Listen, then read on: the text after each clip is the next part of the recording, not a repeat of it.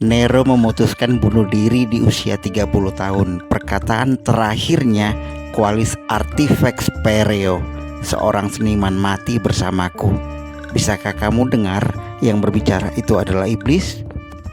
Dari mana kita tahu Lucifer, iblis, adalah seniman musisi di sorga sebelum dilempar ke bumi?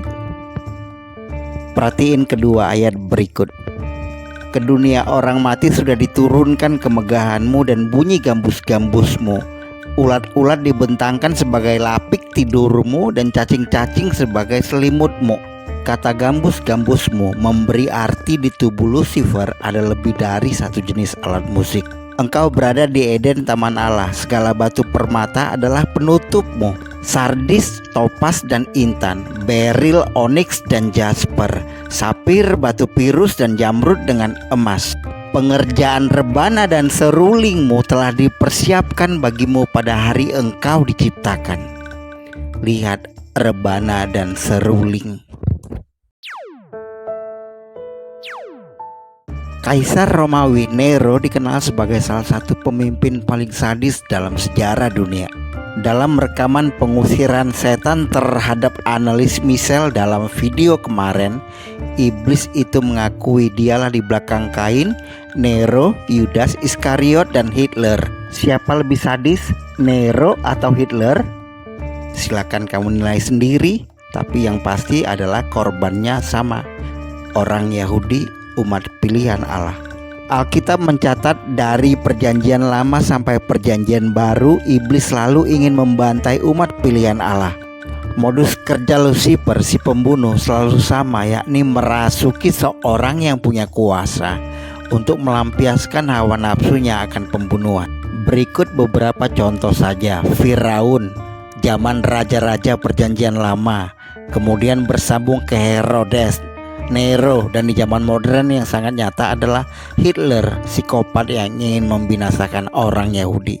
Kali ini kita akan mengungkap fakta tentang Kaisar Nero yang memang mempunyai perilaku iblis sesuai dengan pengakuan setan itu sendiri bahwa dialah yang mendiami Nero. Jadi Kaisar Nero ini senang menyelenggarakan pesta, musik, teater, dan menyebut dirinya sebagai seorang seniman. Dia menikmati akan perhatian. Tidaklah mengejutkan kita melihat fakta sejarah begitu banyaknya bangunan-bangunan sejarah untuk pertunjukan seni, teater, dan drama, dan pertunjukan lainnya di Roma, Yunani, dan wilayah-wilayah kekuasaan Romawi lainnya pada saat itu. Alkitab juga mencatat bahwa Lucifer adalah pemimpin puji-pujian dan musik di sorgawi. Bukankah sebagai pemimpin pujian semua mata tertuju kepada dia, semua telinga mendengarkan dia, decak kagum dan riuh tepuk tangan memuji dia? Lucifer menikmati semua perhatian terhadap dia. Kesombongannya, keserakahannya dia perlihatkan dengan jelas lewat diri Nero. Ingatlah, iblis tidak bisa merubah sifatnya sejak dia dilemparkan ke bumi. Dia tetap iblis yang sama, sifat yang sama, dari dulu sampai sekarang. Dia adalah pemusik. Dia bangga akan hal itu karena musik membuat mata telinga manusia tertuju kepada dia, bahkan mengidolakan musik tertentu yang akan menjadi penyembahan terhadap dia. Bahkan musik bisa menggiring emosi, perasaan seseorang. Dia pendusta, pembunuh, dan psikopat maniak yang merangsang segala kejahatan. Dia adalah iblis yang sama yang merasuki Kain ketika membunuh Habel. Nero menjadi kaisar kelima Roma setelah 4 kaisar sebelumnya, Augustus, Tiberius, Caligula, dan Claudius. Kelima kaisar Romawi ini dikenal dengan istilah dinasti Julio-Claudian. Nero menjadi kaisar termuda pada usia 16 tahun. Pemerintahannya berlangsung hampir 14 tahun hingga tahun 68 Masehi ketika ia bunuh diri pada usia 30 tahun. Berikut 6 fakta iblis merasuki Nero. 1. Nero menjadi kaisar Romawi pada usia 16 tahun. Aku hendak naik mengatasi ketinggian awan-awan, hendak menyamai yang maha tinggi. Keinginan Nero untuk berkuasa sudah sejak muda dirangsang oleh keinginan ibunya. Ketika ia berkuasa pada tahun 54 Masehi, kekaisaran Romawi sangat luas. 5 tahun pertama pemerintahan Nero digambarkan sebagai zaman keemasan bagi Romawi. Ia mengadakan hiburan, teater, dan acara pertunjukan seni. Keberhasilan awal ini telah dibayangi oleh kekerasan dan kekejaman yang mengerikan yang menjadi sifat kekuasaannya. 2. Ibunya Agrippina muda bersiasat untuk mendapatkan jabatan kaisar untuk Nero. Tetapi aku takut kalau pikiran kamu disesatkan dari kesetiaan kamu yang sejati kepada Kristus, sama seperti Hawa diperdayakan oleh ular itu dengan kelicikannya. Nero berumur 3 tahun ketika bapaknya mati. Ibunya yang haus kekuasaan berhasil membujuknya untuk mengambil alih jabatan kaisar tersebut. Untuk memuluskan siasatnya, ibunya menikahi pamannya, Kaisar Claudius. Ini berarti ibunya adalah keponakan Kaisar Claudius yang menjadi istri keempat Kaisar Claudius, Kaisar Romawi yang berkuasa saat itu. Setelah masuk dalam lingkaran istana, ibunya dengan kelicikannya mengatur agar Nero menikahi putri Claudius, Claudia Octavia. Hubungan ini mengokohkannya dalam keluarga sebagai penerus kaisar yang sah, meskipun faktanya Claudius telah memiliki seorang putra, Britannicus. 3. 5 tahun setelah menjadi kaisar, Nero membunuh ibunya. Iblislah yang menjadi bapamu dan kamu ingin melakukan keinginan-keinginan bapamu. Ia adalah pembunuh manusia sejak semula dan tidak hidup dalam kebenaran, sebab di dalam dia tidak ada kebenaran.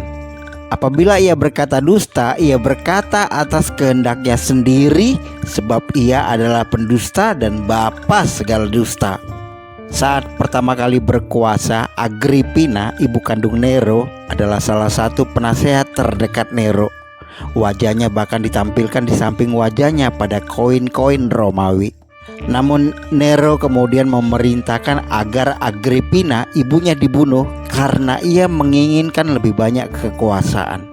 4. Nero menjadikan orang Kristen sebagai kambing hitam atas kebakaran besar di Roma pada tahun 64 Masehi, menuduh dan memfitnah.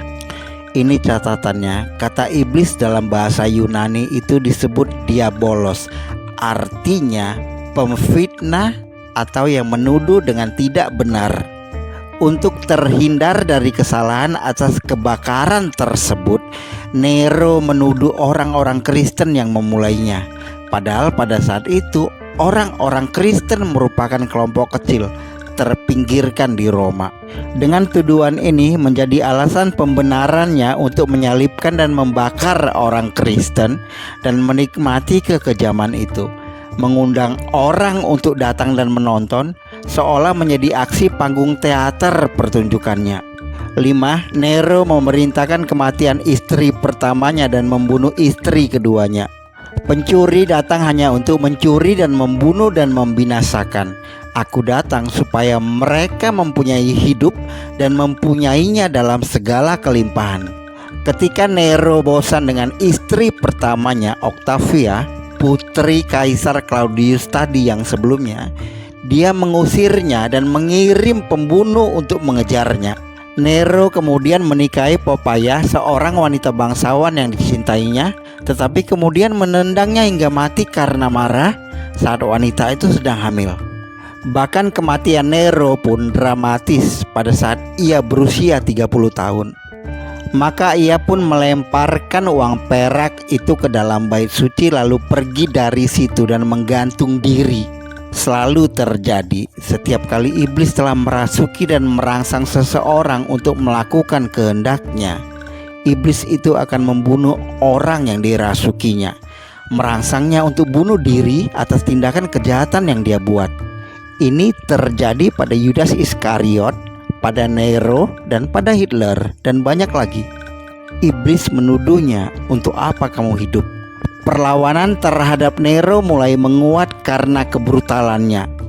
Bahkan senat internal kerajaan Romawi membencinya. Dengan dukungan dari tentara, Senat Kerajaan Romawi menyatakan Nero adalah sebagai musuh publik, yang berarti ia dapat dipukuli sampai mati jika ditemukan. Nero melarikan diri pada malam hari ke sebuah tempat di pinggiran kota dan bunuh diri saat para penjaga mendekat. Saat ia meninggal, ia dikatakan berseru, "Qualis artifex pereo",